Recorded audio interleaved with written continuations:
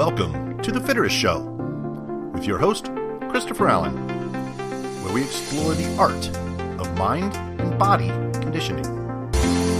Welcome, and in today's show, we look at several high-profile current headlines around the health, fitness, and wellness world, including this week's quick revisit of Beyond Meat's stratospheric post-IPO rise, maybe to the point of irrationality.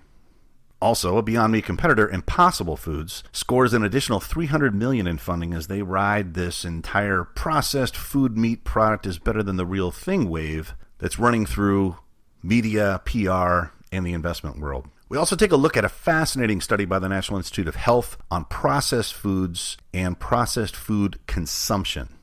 And finally, CVS begins policing vitamins and supplements sold in its stores. All that and more on this week's episode of The Fitterest Show. So let's dive into the first article, and it was inspired by a tweet by Andrew Left of Citron Research, and he tweeted, and I quote, "Beyond Meat has become beyond stupid." and clearly, look, Beyond Meat, its stock hit $95 in trading last Thursday, giving it a market cap of more than $5.5 billion for a plant-based burger company that lost $30 million in 2018, a little over $30 million in 2017, $25 million in 2016, as it continues to invest in innovation and growth. Right now, it's trading around $77. And I think it's interesting to note that Tyson Foods, ticker symbol TSN, was an early investor in Beyond Meats. And Tyson sold during the frenzy. And the Tyson CEO has stated that they clearly intend to produce their own meat alternative products and believe that their infrastructure and scalability will give it a strategic advantage over the long term over competitors like Beyond Meats. So kind of interesting strategy. Invest in the company, take a ton of capital out from its early investment, and then build your own stuff with a better infrastructure and scalability model. So it's kind of interesting to look at other companies in this space, right? So you've got well-established and respected companies like Tyson Foods, which trades at 0.7 times revenue, Hormel Foods, which trades at 14 times revenue, and then you've got Beyond Meat trading at 25 times revenue and unprofitable. Look, it's clearly overpriced, but this irrational exuberance for Beyond Meat makes it, in my opinion, too risky to even short at this time. I'm not a believer in it long term, given that the product, as I talked about in the earlier podcast, the product is worse than the real thing.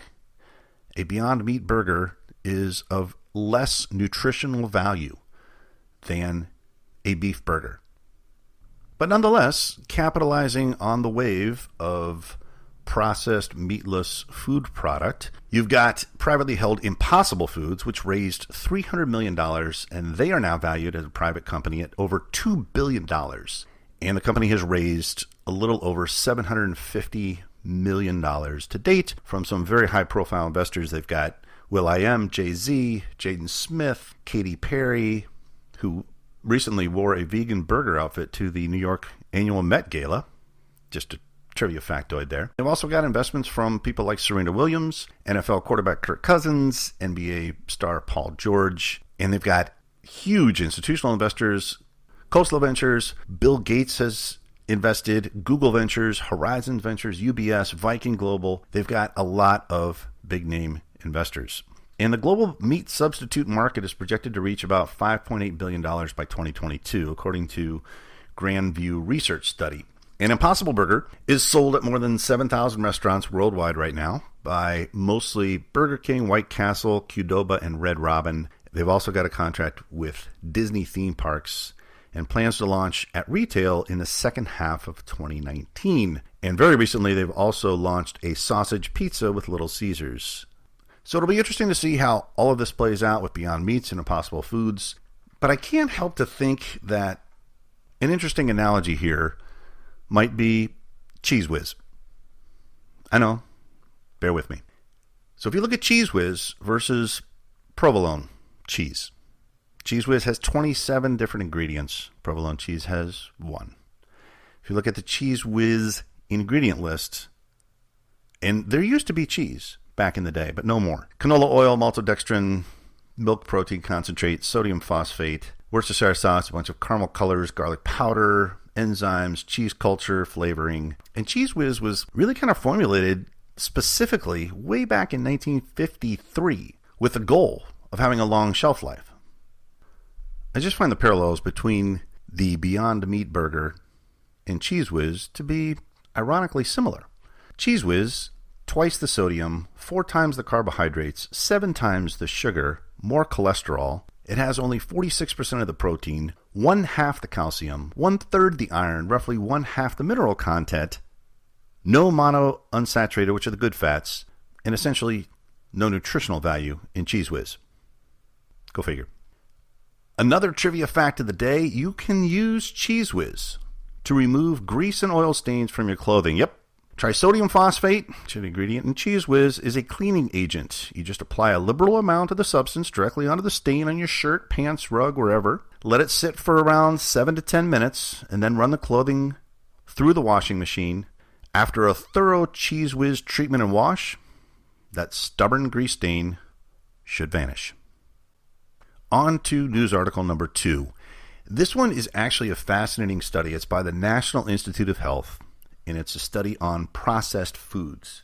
And some of the conclusions that they found were that processed foods, regardless of nutrition composition, cause excess weight gain. What this means is that processed foods, even when they do not have more fat, sugar, or carbs than their healthier counterparts, people eat more and gain weight. Conversely, switching to a whole foods diet, even with no calorie restriction, can lead to measurable weight loss. So let's dive in a little bit to the methodology and how they conducted this fascinating experiment. So what they did is they took 20 adult volunteers, checked them into a National Institute of Health facility, and those 20 volunteers stayed and lived there for 30 consecutive days. So this allowed full control over their food intake and completely removed the ability to cheat. All the food was regulated by the experiment. And the participants had 3 meals per day, plus snacks, and they had 60 minutes of low-intensity exercise, basically walking, and a number of components were tracked, including calories, blood glucose levels, insulin resistance, cholesterol, etc. So how did this work? Participants were assigned randomly to one of 2 diets for a 2-week period of time. So one group was fed an unprocessed diet, whole or minimally processed foods like stir-fried beef, steak, vegetables, basmati rice, maybe some fruit, orange slices. And the other group ate an ultra-processed diet of meals like chicken salad made with canned chicken, deli meats, jarred mayonnaise and relish on white bread, and canned fruit. And when the 2 weeks were up, the groups were assigned to the opposite diet plan. And participants actually rated the foods with regard to tastiness and familiarity, and the 2 diet plans relatively came out to be about the same. So there wasn't like a taste bias where one group of food tasted horrible and the other tasted great. So, what were the results? By the end of the 2-week period, those on the ultra-processed diet consumed about 500 more calories per day, mostly fat and carbs, than the control group, and gained roughly 2.5 pounds. But after switching to an unprocessed food diet, that same group dropped the same 2.5 pounds. They did not restrict carbs or eat vegan or carnivore or paleo. They just switched to an unprocessed food diet and dropped the same 2.5 pounds that they had gained the prior 2 weeks. So while both groups ate about the same amount of protein, those on the ultra-processed diet ate a lot more carbs and fat. So even though the meals were matched for calories and nutrients, including protein, the ultra-processed meals were more calorie-dense per bite. In part, that's because the ultra-processed foods tend to be lower in fiber, so researchers had to add fiber to the beverages served as part of these meals to match the fiber content of the unprocessed diet. That means participants on the ultra-processed diet might have had to eat more carbs and fat to hit their actual protein needs. Another interesting finding by the researchers were that people eat much faster, both in terms of grams per minute and calories per minute on the ultra-processed diet. Not overly surprising, because the ultra-processed foods tend to be softer and easier to chew. People ate them much more quickly and didn't really give their gastrointestinal tract enough time to signal the brains that they were full, and ended up overeating.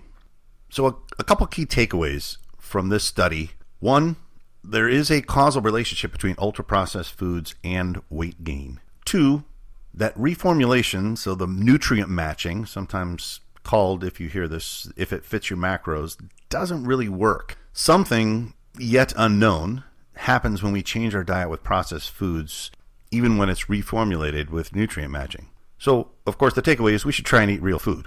Animal food and plant food, just less processed foods.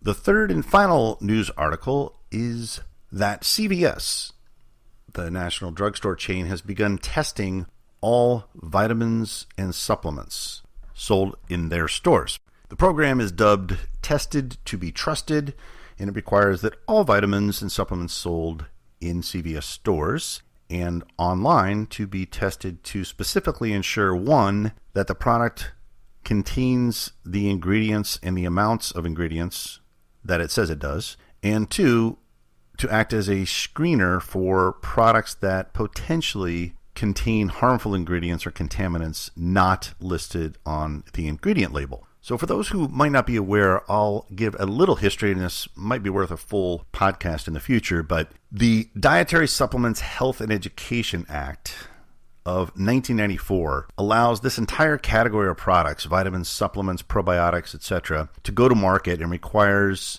that the manufacturer must certify really only two things: that one, the product is generally recognized as safe, and two, the product is not intended to treat, diagnose, prevent, or cure any disease. So it puts the onus on the FDA to prove that a product is unsafe after it's on the market. An example of this might be when ephedra was pulled from the shelves in 2004 after complaints started surfacing as early as 1997. So the process took about 7 years from start to finish to pull the one product. So it can be a very lengthy process. So what CVS is trying to do is get ahead of that curve, build trust with the customer, and ultimately provide safe products for its customers. So its initial results that CVS did release is they tested about 1,400 products, and they had about 7% fail the test. And, a failure can be anything from incorrect to insufficient product labeling.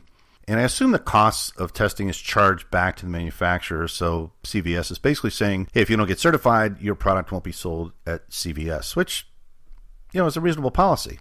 So my take is that vitamins and supplements are an important part of the self-care ecosystem. And transparency overall is a great thing. You want to know what you're buying. With vitamins and supplements being a $40 billion plus industry in the U.S. alone, look, the FDA cannot possibly keep up with the volume of products coming in through this supplement pipeline. So kudos to CVS for starting a screening process for products sold in their stores. So those are the current topical headlines for this show. I hope you found it interesting and useful. We'll talk to you soon. With that, I'd like to thank you for taking the time to listen to The Fitterest Show.